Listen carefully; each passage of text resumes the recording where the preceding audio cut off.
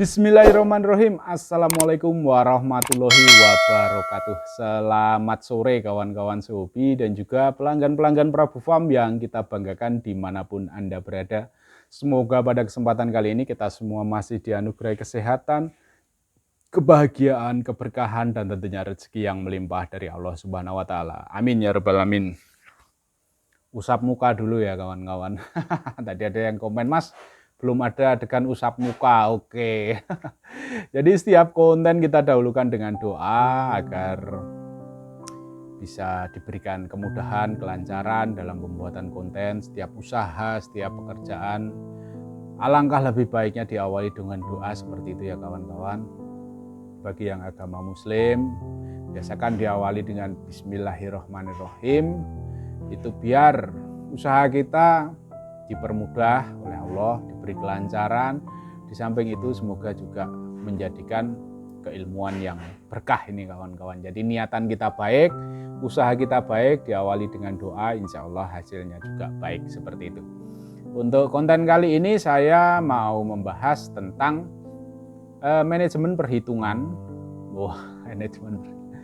Cara perhitungan untuk jual ayam itu biar ada keuntungan ya kawan-kawan. Jadi sahabat-sahabat hobi yang baru memulai usaha jual beli ayam, itu bagaimana cara perhitungannya agar bisa usahanya menguntungkan. Karena tadi ada pertanyaan dari sahabat hobi di kolom komentar, Mas, standarisasi harga untuk peternak kelas pinggiran itu berapa Mas biar tetap dapat untung? Seperti itu pertanyaannya. Saya jadi tertarik untuk membuatkan konten agar bisa bermanfaat bagi kawan-kawan yang baru memulai usaha dunia ayam hobi atau ayam aduan ini. Seperti itu. Jadi untuk menentukan harga itu tidak masalah pinggiran, tengahan, atau seperti apapun itu bukan pengaruh untuk menentukan harga. Yang menentukan harga adalah satu, itu adalah operasional untuk pengadaan ayam itu sendiri. Itu satu, untuk tahap awal itu yang paling menentukan itu. Nanti kalau untuk kelanjutan kita bisa bahas masalah induannya juga, pengadaan induan. Terus untuk tingkat selanjutnya kita bisa bahas untuk tambahannya adalah untuk pengadaan kandang juga. Karena bagaimanapun juga induan ini modalnya juga tidak sedikit. Pembuatan kandang ini juga harus diperhitungkan karena kandang ada kerusakan, ada rehab, itu butuh biaya. Jadi tetap harus ada istilahnya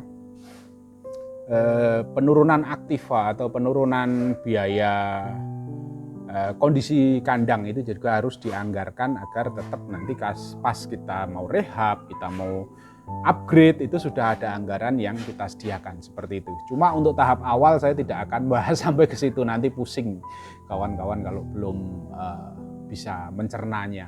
Ini yang saya bahas tentang pengadaan ayamnya dulu, operasionalnya kawan-kawan. Oke. Jadi seperti ini ya kawan-kawan. Katakanlah kita ternak ayam itu pengadaannya sebelum ayam itu menetas kita sudah kasih makan induan. Jadi sebelum ayam menetas kita sudah kasih makan induan. Nah proses itu harus dihitung kawan-kawan. Jadi katakanlah sebelum pengadaan itu 2 bulan kita kasih induan, kasih pakan induan.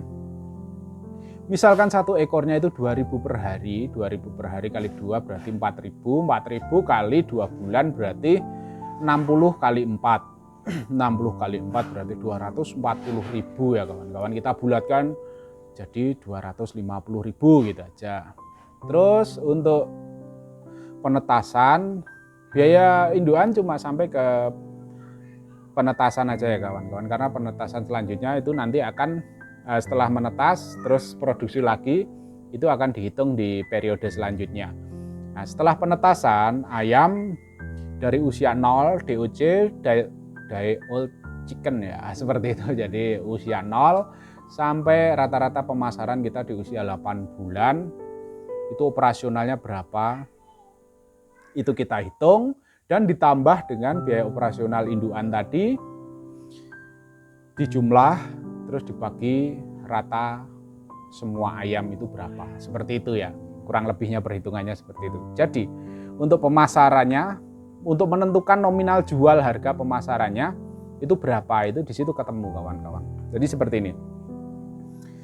Misalkan katakanlah tadi biaya induan 250, terus ayamnya itu netes 5 misalnya ya. Menetes 5, jantannya 3 lah. Wah, ini udah bagus ini. Jantannya 3, betinanya 2. Cuma yang bagus cuma 1 ekor jantannya. Nah, jantan yang bagus 1 ekor, yang 2 minus lah, kurang. Maksudnya mungkin tekniknya kurang bagus atau pukulannya yang kurang, tekniknya bagus, seperti itu. Ini cara perhitungannya seperti ini kawan-kawan. Kalau untuk pembesaran sampai 8 bulan, misalkan per ekornya itu butuh biaya 300.000.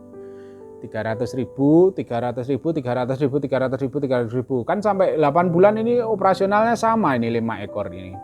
Kita tahu bagus atau tidaknya kan setelah dites umur 8 bulan. Selama 8 bulan ini biayanya sama. Jadi 5 ekor kali 300.000 berarti 1,5 juta, ditambah tadi biaya operasional induan 250.000, berarti 1,750.000 untuk pengadaan 5 ekor ayam ini. Terus perhitungannya bagaimana Mas? Nah, ini kadang orang kalau dihitung tadi kan per ekornya pembesaran butuh biaya 300.000. Terus yang bagus, wah dicoba bagus. Terus ada orang yang nawar 1 juta misalnya. 1 ekor yang bagus, paling bagus tadi ditawar 1 juta. Biasanya kalau peternak yang belum profesional, masih pemula-pemula, mungkin nominal 1 juta udah laku, ini udah seneng ya kawan-kawan, ini udah untung ini, pikirnya kan seperti itu. Terus misalkan ini kita kasih 2 option ya, misalnya ini ditawar 1 juta, ini dijual atau tidak dijual. Nah, misalkan ini dijual 1 juta, oke lah laku. Dari segi perhitungan per ekornya, ini modal pembesarannya kan cuma 300.000. Kalau dijual 1 juta berarti udah untung 700.000 dong. Kan seperti itu ya. Cuma pada perhitungan global, nah ini kan tadi operasionalnya 1.750.000. Kalau misalkan laku 1 ekor berarti kan masih 4 ekor, masih kurang modalnya, belum BEP, break even point-nya masih kurang 750.000. Jadi ini masih menahan biaya, ini harus nutup biaya operasional tadi 750.000. Kira-kira laku nggak seperti itu?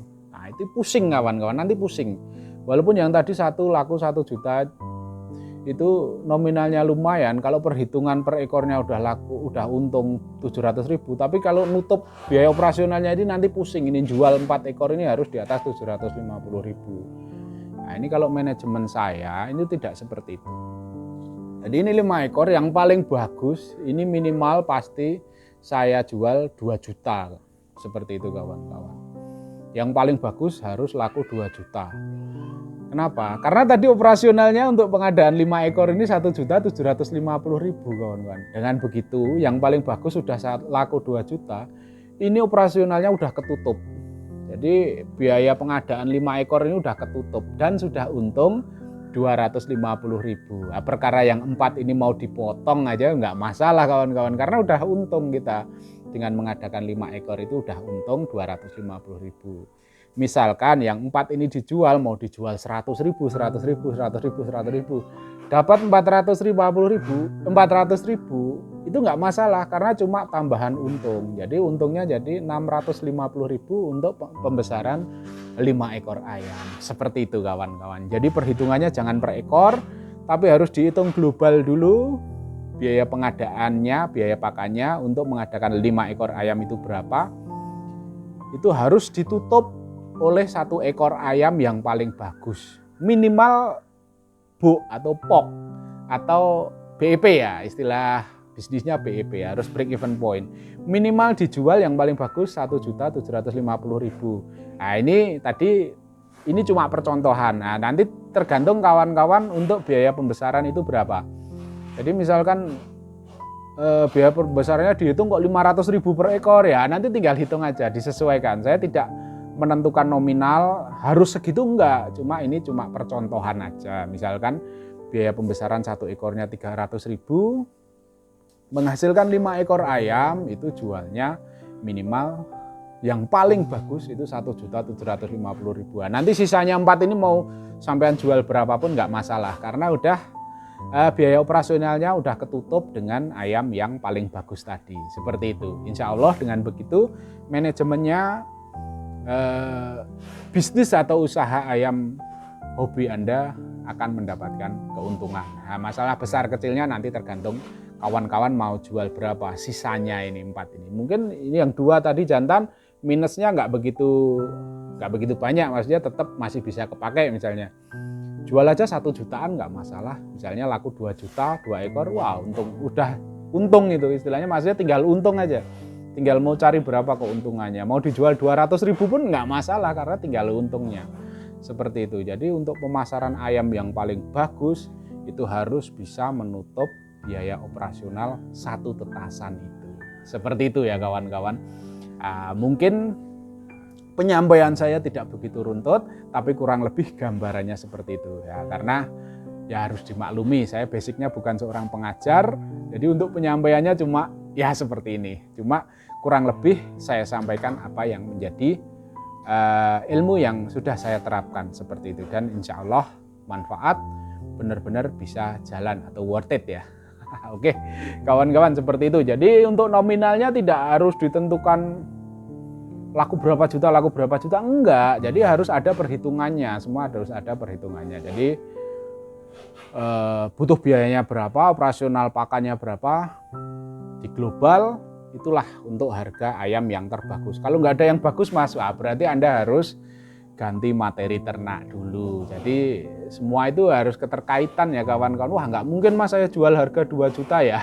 Harus ganti materi ternak dulu karena memang ternak itu nggak murah dan nggak mudah kawan-kawan. Jadi kalau mau ternak materinya asal-asalan, asal comot. Kemarin seperti ada yang sahabat dari Bandung, Mas kalau di sini jualannya ayamnya murah-murah, nggak sampai 1 juta. Nah, gimana caranya bisa jual mahal? Saya tanya materinya ambilnya berapa ya? 200.000 apa 300.000? Nah kalau induannya cuma ambil harga 200-300.000 ya jangan berharap anakannya dijual jutaan seperti itu. Saya yang ambil materinya harga 15 juta, anakannya saya jual 1,5 juta. Jadi kalau misalnya